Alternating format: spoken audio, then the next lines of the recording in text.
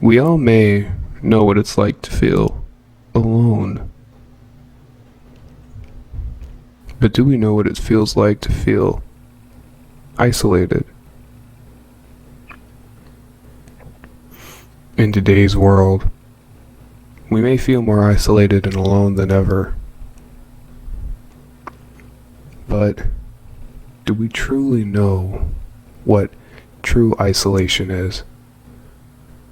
Away from friends and family, away from home, away from anything that may even make us feel safe. Do we truly know what makes us feel isolated? We just have to be sure that when we are isolated, just to be sure that we don't go completely crazy with ourselves and with those around us. Because then, that's when the isolation really sets in.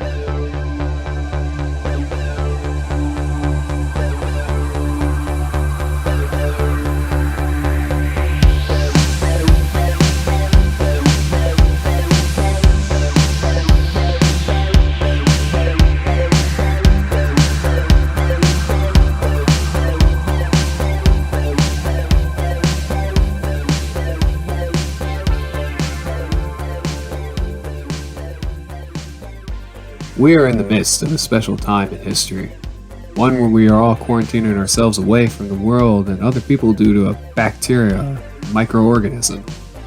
Those that decide to stay inside don't expose themselves to this without accidentally welcoming it into our houses. Those that go outside and are in the presence of other people risk exposure to this microorganism that can have fatal consequences. So far, this coronavirus has caused hundreds of thousands of deaths and has led to mass paranoia amongst populations of people. No matter the way you view the virus, it exists. Is it as spreadable and killable as many people make it out to be? I have no idea. Can it kill people? Yes. But that doesn't mean we need to be afraid, right? In terms of movies where bacteria and microorganisms run rampant, one could point out the movies from 1995 and 2011 titled Outbreak and Contagion.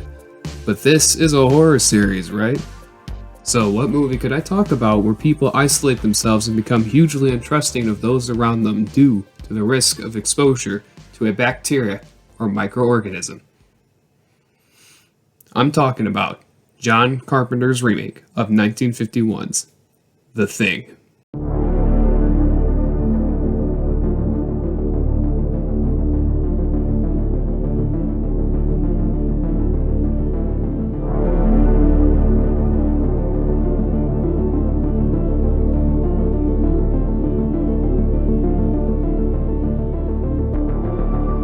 The Thing was released in 1982 and starred Kurt Russell before he ever played Snake and Escape from New York and LA, or Jack Burton from Big Trouble in Little China. The Thing is about a group of American research scientists who save a dog being shot at by a few men in a helicopter. After the men land at their Antarctic base and continue to shoot at the dog, the men kill them, identifying them as Norwegians. Some of the men, led by Kurt Russell's MacReady, or Mac, travel to the Norwegian site in Antarctica where they discover it in dismay. They find many burnt bodies, a block of ice with a giant hole in it, an axe in a door, and a man with blood dripping from his slit throat and wrist. They take this information and go back to their own site, where the dog, who is infested with a shape-shifting microorganism, attacks the dogs of the men, and then the men themselves by replicating the body that the microorganism infects, and then mutating whenever it feels threatened by the other men. Something I want to say right away is that the movie is beyond horrifying, not only in premise, but also in execution in total. The movie is at times named the greatest horror movie ever made, topping movies such as Alien, The Texas Chainsaw Massacre, The Exorcist, and A Nightmare on Elm Street. The fact that the movie is named one of the greatest horror movies ever made, if not the best ever, is surprising due to the lackluster reactions of the audiences that saw it right when another extraterrestrial showed up on the silver screen. But, with the power of hindsight, the movie has been praised for its many attributes. The movie's fear is something that's so unprecedented because it feels so real and so dreadful in thought. By saying it feels real, I don't mean it as the situation and threat of an alien life form feels real. I mean it as in the horror of isolation and the relatable and smart characters struggling and doing everything they can to fight against the threat of the microorganism. We see our characters dealing with this foreign threat to their base by using something that we all like seeing and what we debatably need more of in today's world, and that is rational thought. The biggest complaint I hear in horror movies is that the characters make dumb decisions which ultimately lead to them being killed in a stupid fashion. That's what makes The Thing such a compelling movie, is because the characters are smart and do everything they can to take on this life form. Even when the characters have mental breakdowns and damage their radio equipment along with sabotaging their helicopter, they still have a reason that is half sound, which is they don't trust anyone, and he can't let anyone leave because they might be infected. It's this critical moment that truly sets in the fear of isolation that the whole movie has been setting up since the first scene. The Thing would not be what it is without John Carpenter's masterful direction in the Antarctic landscape that they're supposed to be on. Throughout the whole movie, there are subtle moments that give us the idea of how isolated they are. Literally, the shots of the Antarctic landscape after the crash of the UFO allow for the mood of isolation to set in, when the only people for hundreds of miles are either two of them in a helicopter dead or burned at the Norwegian site. There's a line right after the two Norwegians get killed, how they haven't been able to contact anyone in over 2 weeks. Now, at the Norwegian site, everyone is dead, burnt, or frozen with no sign of life. Then when the character of Blair goes on a rampage, destroying the radio, sabotaging the helicopter, trying to kill the men, and killing the rest of the dogs that survived the first attack, the terror sets in again because they have no contact to the outside world. The characters are beginning to not trust one another, like in the speech that came right after this scene. I know I'm human. And if you were all these things, then you'd just attack me right now. So some of you are still human. This thing doesn't want to show itself. It wants to hide inside an imitation. It'll fight if it has to, but it's vulnerable out in the open. If it takes us over, then it has no more enemies. Nobody left to kill it. And then it's won.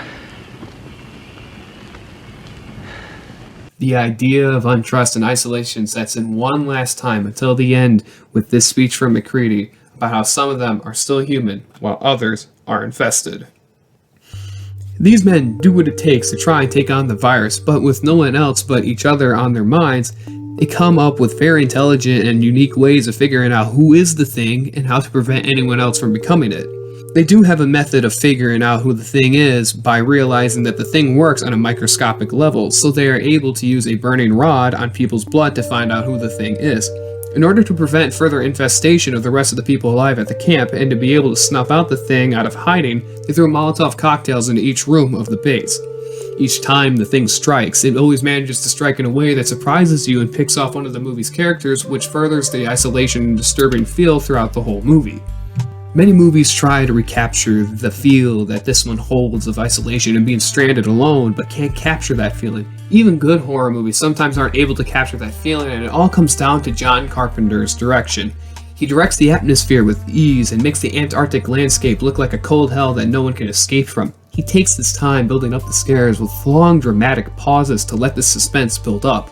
He adds multiple questions that play into our fears, especially when we see the deaths of all those at the Norwegian site. When we see shots, such as the dog who has been infested, walk into a room where one of our characters is sitting and we can't see anything but the shadow of the character, we get even more curious and scared because we have no idea who it could be.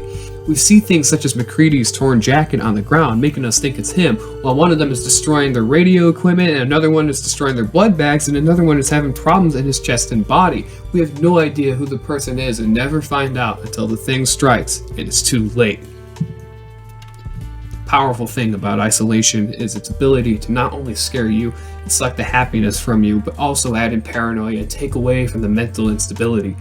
It's one of the many reasons people take their own lives, and it's because they feel alone and isolated where no one can hear them or their cries for help. Feeling isolated is more scary than many of the feelings some of us can go through. When you're isolated, you feel more scared and alone. When you're isolated, you can't trust those around you because you don't know what may lie behind their minds. When you're isolated, no one can hear you scream for help. The only one that can do anything when we're isolated is ourselves. We are the only ones in charge of our environment and how we perceive them. We can choose to trust people or not. We can choose to overcome our fears, or we can succumb to them and let fear rule all over us. When we feel isolated, we might try to do mundane tasks to get it out of our minds and play games to help ease the tension. Maybe the thing is that the reason why you're watching this little video on the internet is because of one little problem. Ask yourself this question. Are you feeling isolated?